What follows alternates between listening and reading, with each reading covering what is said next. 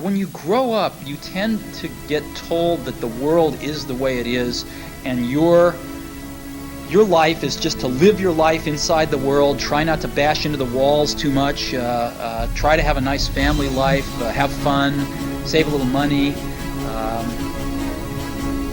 But life, that's a very limited life. Life can be much broader once you discover one simple fact, and that is everything around you that you call life was made up by people that were no smarter than you. And you can change it. You can influence it. You can build your own things that other people can use.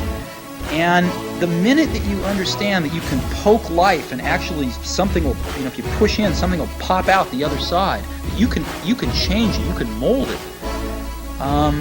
That's maybe the most important thing, is to shake off this erroneous notion that life is there and you're just going to live in it, versus embrace it, change it, improve it, make your mark upon it. I think that's very important. And however you learn that, once you learn it, you'll want to change life and make it better, because it's kind of messed up in a lot of ways. Once you learn that, you'll never be the same again. You'll never be the same again. You'll never be the same again.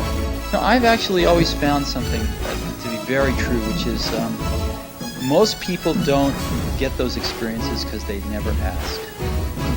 I've never found anybody that didn't want to help me if I asked them for help. I always call them up. I called up, this will date me, but I called up Bill Hewlett when I was 12 years old, and he lived in Palo Alto. His number was still in the phone book. And he answered the phone himself. Yes? Hi, I'm Steve Jobs. I'm 12 years old.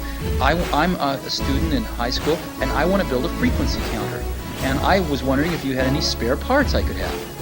And he laughed, and he gave me the spare parts to build this frequency counter, and he gave me a job that summer in Hewlett-Packard, working on the assembly line, putting nuts and bolts together on frequency counters. He got me a job in the place that built them.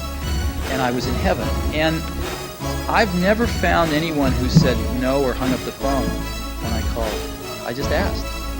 And when people ask me, I try to be as responsive, to pay that debt of gratitude back. Most people never pick up the phone and call. Most people never ask. And that's what separates sometimes the people that do things from the people that just dream about it. You gotta act. And you've got to be willing to fail. You've got to be willing to crash and burn. With people on the phone, with starting a company, with whatever. If you're afraid of failing, you won't get very far.